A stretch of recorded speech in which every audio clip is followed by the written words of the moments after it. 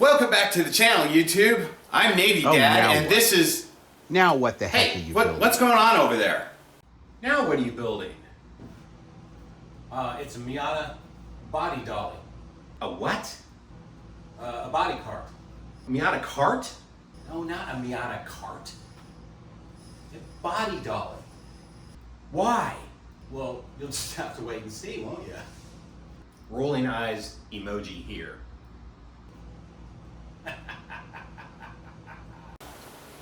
Well, it's Rusted Bolts Garage.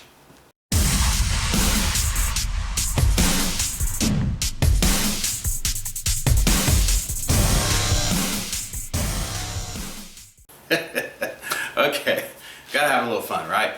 All right, before we get started on this particular video, which is a video on how to build a body dolly for a Miata, or pretty much any other car if you want to do something like that. Now, I want to say that there's some danger in here, there's some stupidity in here, and there's some serious stupidity in here. So I don't want you to do what I've done. Get your friends to help you. So just keep that in mind, that this can be dangerous. You can get hurt if you're not careful and you don't build this right. So follow along. Don't do what I did, especially if you watch toward the end where some silly, stupid things occurred. Hey, it is what it is. Now, okay, so why would you want to build something like this? Well, there's a couple of reasons. So one would be, let's say you're building a track car or a drift missile, and you need to have a cage welded into it. Roll bar, full cage, whatever the case may be, depending on the race circuit. But you're working on suspension, you're working on the engine, all that sort of thing to get it ready. Well, you can build this, you can send it off, have it done while you're still working on your engine and your suspension parts. When the car comes back, put it back together. Or let's say you're doing a restoration on the car and you want to do a full paint job. This is a great way to do it. Take the car down completely to have a really nice paint job. Or you need to store it, which is what I'm going to do. Or let's say you are a guy that's parted out of Miata and you have a carcass left. All you have is a body shell. Now, right now, if I go out onto the Dallas-Fort Worth Facebook Marketplace and Craigslist, I could probably find 3 or 4 shells, Miata shells, that are for sale. But nobody's going to sell them. I mean, even if you've got them for sale for $100 with a title, because you can't move them unless you want to drag it onto the back of a flatbed or a trailer, and then who wants to do that? But if you build a body dolly like this, chances are you might be able to sell that body, especially if it's a decent one, and maybe some guys up north want to come down here and get a nice body tub to take back up to their replace for their rusty car. So your $100 tub might now be worth $400, especially if you have a good title and it's clean, because there are folks up north that might want to buy it to replace a rusty tub that they have, or they've got a wrecked race car. So you can do this for less than $200. I think the total's like $180. I haven't added it up yet, but it will be in the link below. And that might add value to your tub if you want to sell it. So now, of course, you can use this for many other different types of cars. It is built out of wood. I don't know how to weld, so you might not want to do that with a '69 Dodge Charger. But other smaller cars, this is a really easy way to do it. Kind of got the idea for this is a buddy of mine is restoring a '78 Silver Anniversary Corvette. L82 4-speed, rare black interior, cloth interior at that, so it's quite a rare car. And he found something on one of the Corvette forums on building a body dolly. Now that body dolly is very involved and big, and it costs him a lot of money to build it. Partly because the car's fiberglass, and once you remove it from the frame, it's difficult. So anyway, I thought, I could probably do that for the Miata. So I just kind of threw this thing together. Again, all the measurements and everything are in the Google Doc. Click the link below to open up the Google Docs if you want to do something like this. Now, obviously, you can change, you can make changes, you can make it better. I literally went to Lowe's, bought all the parts, threw it together in an afternoon, and it worked. So let's get started, shall we? Okay, so this is what we have so far. Don't worry, you'll have a complete shopping list like I said before, click the link at the bottom in the description, and that will take you to a Google Docs that you can get your shopping list from. I'm trying to keep this under 200 bucks, which I think is totally doable. Now, as far as how much a Miata carcass weighs, well, I'm going to leave the doors and the trunk on. Everything I've read, that it weighs with the doors and the trunk on, and then nothing else in the car, we're talking right around 900 pounds, maybe a touch less. So that's not bad. The wheels, I think, right around 660 pounds each, and of course the 4x4 is, you know, yeah. Now, these that I got from Lowe's, because freaking Home Depot doesn't carry them. The square type anyway. These are 3-inch. Yeah, the 4-inch were too big, because when is a 4x4 actually a 4x4? No, it's really more like 4 3/4. So I didn't want them to be too loose using the 4x4, so I'm going to kind of hammer them down, maybe fall down just a little bit before I bolt them on. So, okay, we're going to get started. And of course, again, all your measurements and everything will be in that Google Doc. So that's what you want to look at. I'm not going to show measurements while I'm building the thing. Okay, so we're going to get started here. I shall relocate the camera to a higher spot, and hopefully there won't be too much backlighting because it's bright. And we're just going to get started cutting some stuff.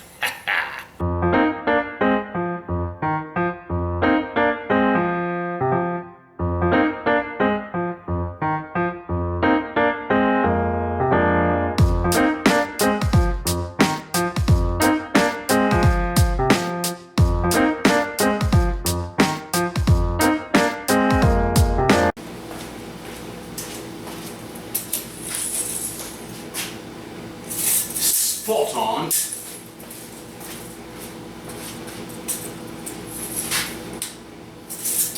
Perfect.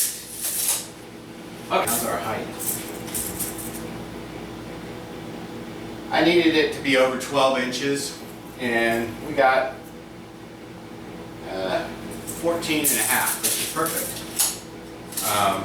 I didn't actually measure that part simply because I knew I was going to be over 12 inches with the height of the wheels and of course the 4x4s, but that's what I needed to make sure that we'll clear the ramps. And again, the reason that I designed it so wide is, one, these are going to fit right between the frame rail and the section where you actually put jack stands. So it's a very strong section of the car. And then secondly is there to there, those wheels, they will fit on a U-Haul car hauler. Because not everybody has a car trailer, right? So, you know, if you need to rent something, this will work. All right, let's put it under the car. Alright, so here's kind of a closer view of this. See the connectors here, and the wheels, and the U-joints. You know, like I said, 4x4 is never a 4x4. It's usually about 3 1/4 by 3 1/4. I could only find these in 4-inch and 3-inch. 3-inch was not going to work there. I'm sure you can probably find 3.5-inch online, but that's what Lowe's had. Home Depot didn't even carry these, so it was Lowe's was the only option around here. And see, this right here to here is actually like, well, it measured 4 inches, but it's actually more like 3 7/8 or something like that. Anyway, so now one thing about these casters, I couldn't find any casters of significant size and weight that had brakes on them. Either that or Northern Tool was out of them. Harbor didn't carry anything of this size. They did carry a lot of them, but not one of that size. Those wheels are, I think, 6 inches. Yeah. Anyway, next up, puts this puppy under the car. Okay, so originally I was going to take the rear subframe off and take the differential out, and of course control arms and everything off, just to save some weight while I move this thing around. But now I think I am going to leave it on. Now, something else I want to show you, and you'll probably look at this video and go, why the hell didn't you do it that way? Well, I'm going to show you. Yeah. So originally, I had thought about connecting, or actually bolting in the center 4x4 to the front bolt of the, which is like right there, the front bolt of the front subframe, and then coming back here and drilling holes through the 4x4 and bolting them in here and here. Problem is, you've now changed the center of weight on your dolly. Obviously these are 4x4s and they'll hold a lot of weight, but if you brought those in, you're now compounding the center of weight into the center of these beams, and you could risk snapping that sucker because now you've got your weight's not as evenly distributed across this little platform here. You could put middle wheels in, you could put some reinforcements in. That costs more money, and I think this will work just fine. So, that's something you can consider if you wanted to do it that way, especially if you were traveling a long distance and you really wanted to have this thing bolted to the body. That would probably be the way to do it. And again, center weight, but you couldn't use a U-Haul trailer. So you'd have to have a standard flat trailer. So just keep that in mind if you decide to build something like this. And also, like I said, you can do this on just about any vehicle. I don't think I would build something like this for a '69 Dodge Charger. It weighs a little bit more, so you probably want to use steel for something like that. But smaller cars like a Miata, no reason you can't use a 4x4 like this. Okay, so next is putting this under that.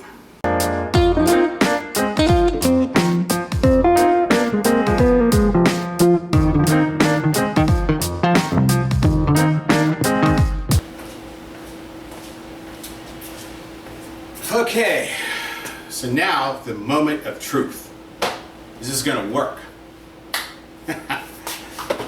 Let's see, shall we? And then definitely gonna need a beer.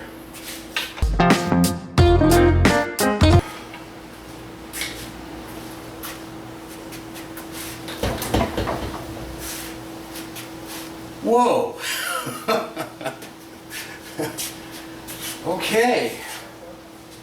Like I said, I'm doing this live. I make this stuff up. Now, one thing I did do off camera, because battery's almost dead, I did have to slide this guy over just a little bit. My measurements were off just a hair. And you may have to do that too, rather than using my exact measurements. Because your cars are all going to be a little bit different. They're all built a little bit different, but I'll show you here in a second why I had to do that. So, the other thing is, I was thinking I might have to put a third 4x4 in the center, because when I dropped the front end down, it didn't crackle or anything, but it almost looked like it was bowing a little bit. But the majority of the weight is back here, or literally, the majority of these cars, the majority of the weight is centered right around here. But the way the car is configured right now, the majority of the weight is sitting right there. So I think we're just fine.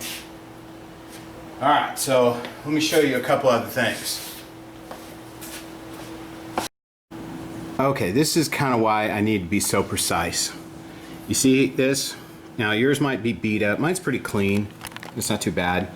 But I wanted to have it very tight because this is the area of support for this car. It's not the frame rails, it's here.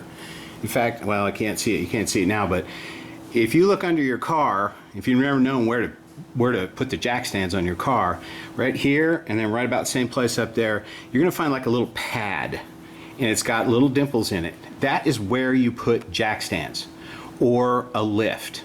That's what that's there for. It is extra reinforcement. So this whole part right here is solid. In fact, I'll open the door here in a few minutes and I'll show you. I think it should be open and close much easier than when it did when it was on those jack stands.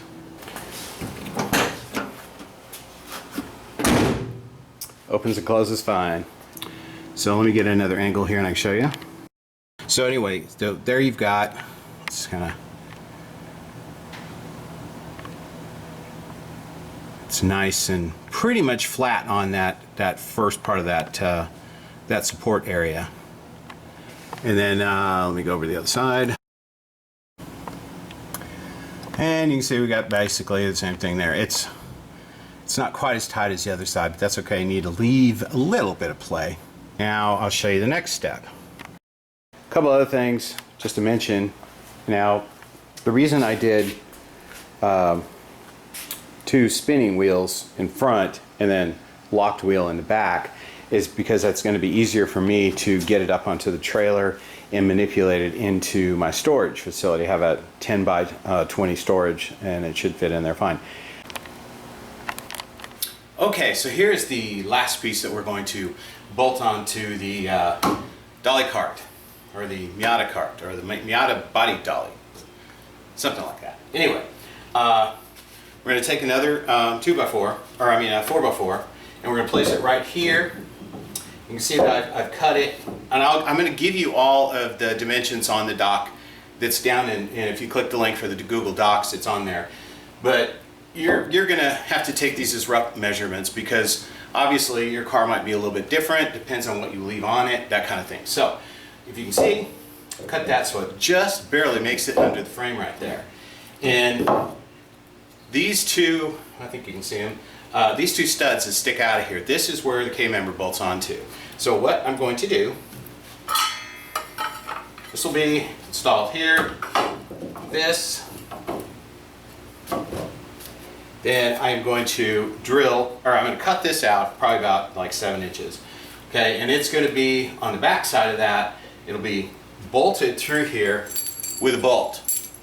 Now this is not load bearing, so this is just stability for when you're moving it around, or if you're going to put it on a car trailer like I'm going to do. So this is just stability, that's not load bearing, so keep that in mind. So that will go bolt all the way through here, and then of course it's on the other side here, which I'll show you later. But so it'll go like that, wallow out the holes a little bit, and it will go into the 2 studs for the K-member, and it will lock itself down. That way this thing isn't going to move.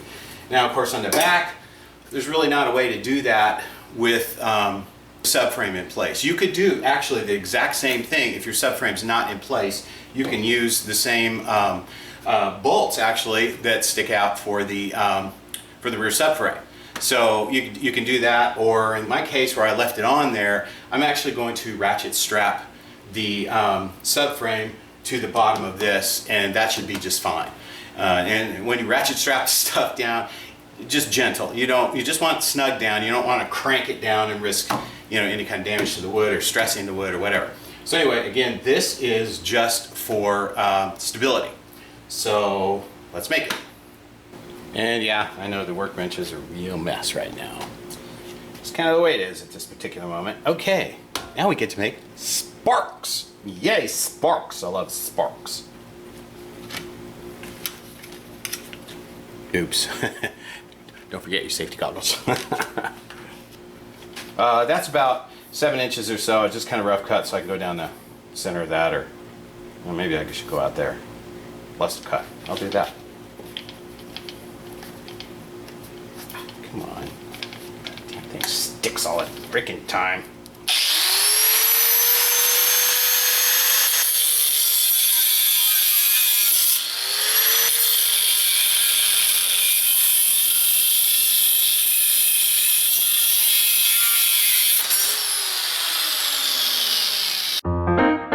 Okay, sorry about the backlight situation, but that's what the bracket looks like, bolted to the subframe studs.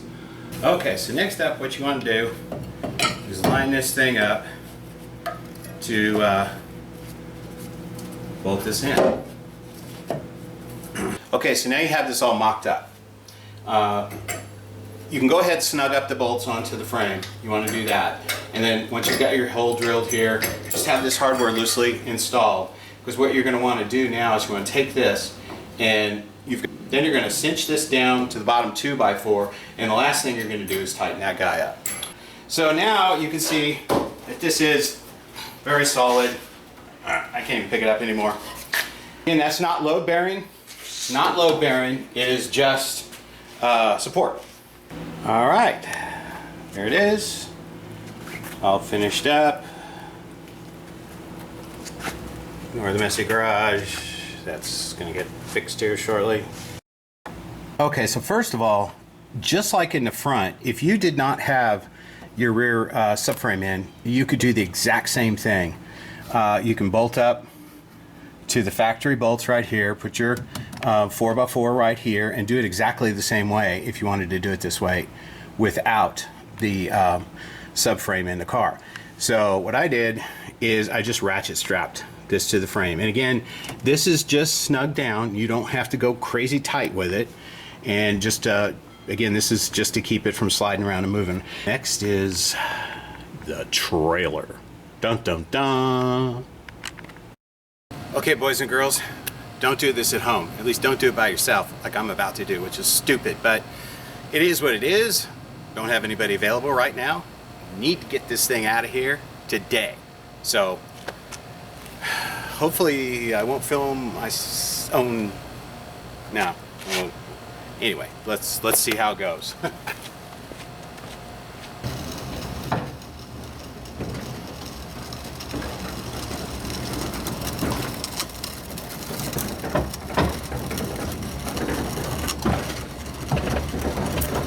Insanity at its best.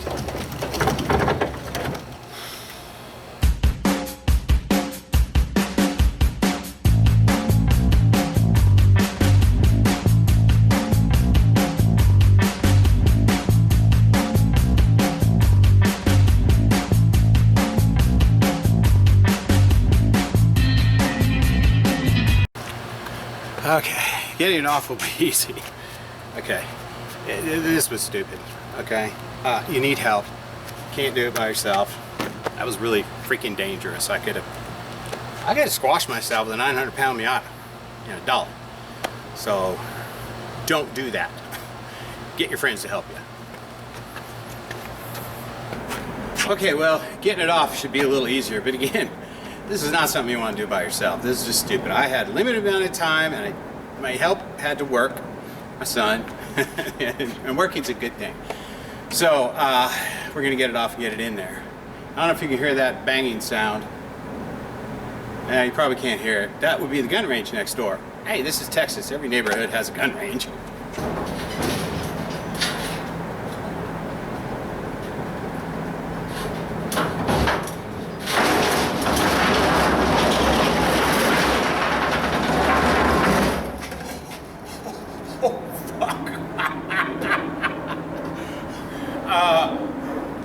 Not sure if that's going to make the video.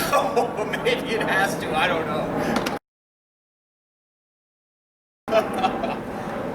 Holy shit. Hey, I'm recording, aren't I? Oh, yeah. Did you see that? That's fucking crazy. This is why I built the Miata Body Dolly. Is to put Pepper to sleep for a while, because, well, I got a little tired of the project. I built several of these, and you know how things go. And that Chevelle fell in my lap, and I just can't. I mean, that's one of my dream cars, so we're gonna have a little fun with that. That's not gonna be a total restoration. That is going to be mechanical. That is going to be engine, transmission, suspension, brakes, and a little bit of interior. Body? Well, you'll see it when I introduce it, because it's staying the way it is. It's gonna be, I just gotta clean this crap up. So we'll be back shortly. Okay, like I said, it got kind of dangerous there, and I did some stupid stuff. Get your friends to help you. I had a limited time. I should have planned a little bit better and waited for friends or my son to help me. So obviously, don't do what I did. So yeah, there's some lessons learned here. Now, I chose the wheels that I did because of their weight bearing. They're about 660 pounds each. I looked at pneumatic wheels, which were, some of them were probably in the 200 to 400 pound range, But then I started thinking, okay, if I air these things up and they go flat in storage, then what do? You gotta have a way to fill them up. There are also some hard rubber tires, which probably would have been a lot better for this, but again, their maximum weight capacity was only 180 to 220. So that was kind of getting a little sketchy on the car weighing around 900 pounds. So I went with these wheels. Again, you may find something different. I went and bought what I could find at Northern. I'm sure there's stuff on Amazon. I didn't have time to research all this. I needed to get this thing done. I literally bought everything, put it all together in a day. So I hope you enjoyed the video. You know, if you build one yourself and you find a better way to build it, you know, post it down here. Share it with other people, because there's got to be better ways to do this. All right, so we've got some more interesting things coming up this fall. I think you're going to enjoy. The next video will be the Riyadh trip. I promise, hopefully next week. So right now there's some beer that needs to be visited in that there refrigerator. So boys, y'all be safe. Y'all take care. We'll see you next time.